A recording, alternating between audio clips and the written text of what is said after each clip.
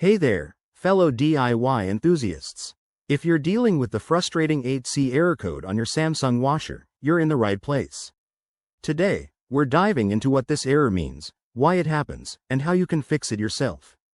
This guide is based on the latest info for 2025 models, but it applies to most recent Samsung washers.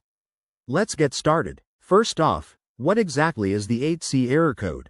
It usually signals an issue with the water level or pressure in your washer. Basically, your machine is telling you that it's not detecting the right amount of water, which can halt your laundry cycle and leave you scratching your head. Now, let's talk about the common causes. This error often pops up due to a clogged inlet hose, a faulty water inlet valve, or problems with the pressure switch. Other culprits might include kinks in the hoses, low water pressure from your home supply, or even a buildup of debris in the washer's filter. Don't worry. Most of these are easy to check and fix at home. Alright, onto the solutions. Step 1. Unplug your washer and turn off the water supply for safety. Then, inspect the inlet hoses for any bends, blockages, or damage. Straighten them out or clean them if needed.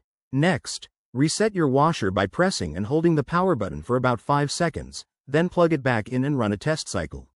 If that doesn't work, check the water inlet valve. You might need to remove the back panel to access it. Use a multimeter to test if it's getting power. If it's faulty, you'll have to replace it, which is a bit more involved but doable with basic tools. Also, don't forget to clean the drain filter, as lint and debris can cause pressure issues.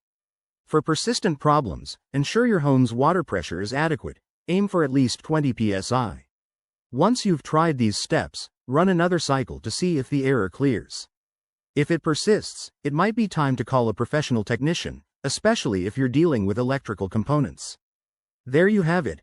Simple ways to tackle the Samsung 8C error code and get your washer back in action. Remember, always prioritize safety and consult your user manual for your specific model.